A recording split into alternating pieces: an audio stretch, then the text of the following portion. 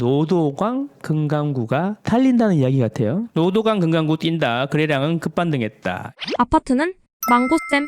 지도상으로 봐도 서남 쪽 끝, 동북권 끝에 붙어있는 6개 구죠. A, B, C급으로 나누면 C급지라는 거죠. 여기가 제일 늦게 오르는데 보통 이제 여기 가격도 뛴다는 거죠. 거래량이 급반등했다. 이런 이야기입니다. 서울 아파트 거래량이 8월 3,900건에 육박했다. 6월에 이어 2년간 최대치를 기록했다. 그래서 2021년 9월, 2020년 한참 때였죠. 금융당국이 대출 총량 규제에 나오고 주택담보대출 중단되기 이전 수준으로 돌아간 것이다. 거래량이 이렇다는 거죠. 강남 3구와 마용성, 우리의 대장들이죠. 마용성 거래량이 높게 유지가 되고 있는 가운데 금강구, 노도강 거래량이 눈에 띄게 늘고 있었다. 채권금리 상승하고 특례 보금자리론 중단 등 9억의 아파트가 밀집한 금강구, 노도강 거래량을 정체시켜주는 변수로 꼽힌다. 뭔 소리냐? 눈에 띄게 금강구, 노도강이 가격이 올랐는데 채권금리가 계속 뛰어서 대출금리가 올라가고 특례 보금자리론이 이제 9억 이하가 중단돼서 6억 이하만 되는 영향으로 해서 앞으로 거래량이 더 늘지 않을 수도 있으니까 지켜보자. 어쨌든 많이 올랐다. 이런 이야기죠. 노도강 거래는 303건으로 늘었다. 이런 이야기죠. 강북구도 연초 대비 8배 증가했다. 와, 8배. 도봉구는 2년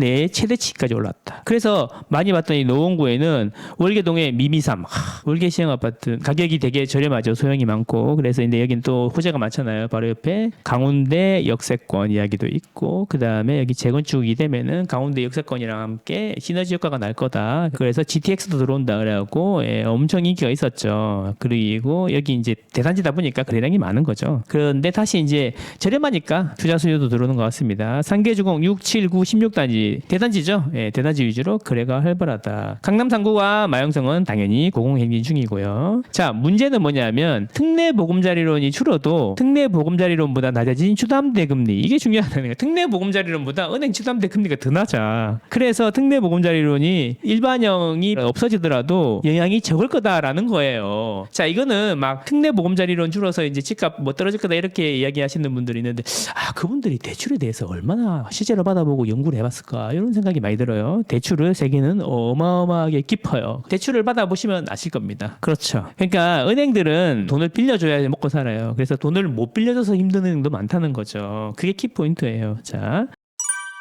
특례 보금자리론이 중단되어서 9억의 아파트가 밀집한 금강구, 노도강의 거래량이 줄 수 있다. 특례 보금자리론은 DSR 40% 규제를 안 받아서 5억까지 빌렸는데 그게 문제가 없었다. 그런데 은행 주담대 금리가 더 낮아졌다는 거야. 일반형 금리가 4.65에서 4.95였는데 8월 실행된 은행 주담대 금리 평균이 4.31이야. 뭐가 더 높아요? 특례 보금자리 일반형이 은행 주담대보다 더 높다라는 거죠. 이자도 싼데. 그러면 DSR 규제 차이만 있는 거잖아요. 자, 잘 보세요.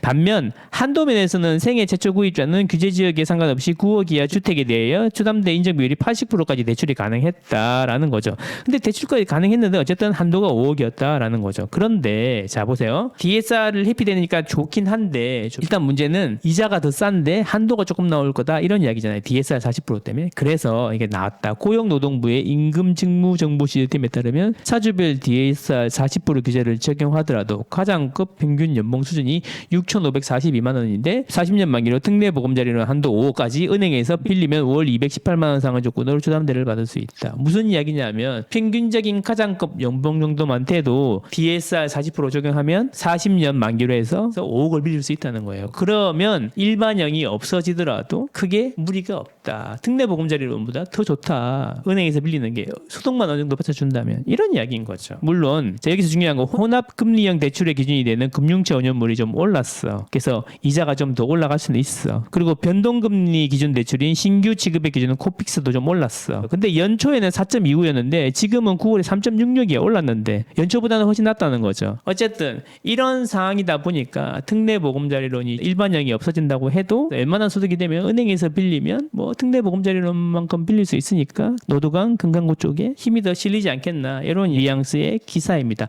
이게 중요한 겁니다, 여러분. 대출은 이렇게 여러 가지 가지 방법이 있습니다. 그래서 제가 항상 드리는 말씀, 혹시 대출을 받으신 생각이 있으시면 한 곳만 알아보지 말고 최소 5군데 이상 알아보시는 것을 추천드립니다. 자, 그래서 노도강하고 강남 3구의 거래량 변화를 봤거든요. 오렌지색이 노도강이에요. 강남구가 남색. 이 보면 올 초에는 노도강이 거래량이 늘어난 것보다 강남이 훨씬 빨리 늘어났다는 거죠. 그런데 5, 6월 되면서 갑자기 노도강이 거래량이 늘어나기 시작하더니 7월 잠깐 주춤했는데 8월에 거래량이 다시 급증했어요. 추세적으로 보면 이제 올 초에는 강남이 훨씬 더 빨리 올라갔다는 거죠, 거래량이. 그래서 강남이 훨씬 더 빨리 올랐는데 시간이 지나면서 강남은 약간 거래량이 정체되는 그런 현상이 보이는데 노도강은 여전히 7월 잠깐 주춤하긴 했지만 여전히 세게 올라가고 있다라는 겁니다. 그래서 이제 고무기차 같은 거죠, 고무기차. 기차에 강남이라는 양이 있고 이제 노도강이라는 양이 있는데 이 두 개가 고무로 연결되어 있는 거야. 그래서 강남이 먼저 앞으로 가고 난 다음에 좀 있다가 노도강이 따라가고 이렇게 되는 거죠. 거래량을 보면 그렇게 알 수 있다. 중요한 것은 하지만 여전히 대출금리는 높은 수준이고 금리가 단기간에 떨어질 것 같지도 않고 집값도 금매들이 소진되면서 높은 수준이다 보니까 과연 앞으로도 더 노도강이 지금처럼 계속 오를 것인지는 모니터링을 지속적으로 해봐야겠죠. 하지만 유튜브에서 말하는 급락은 하반기에 없을 것이고 급등도 없을 것이니까 장기적인 관점으로 여러분들의 소득이나 지출 등을 감안해서 신중하게 실거주로 접근하시면 좋겠는데 사신다면 올해 아니 어떻겠냐, 이런 게 오늘 요약이 아닌가.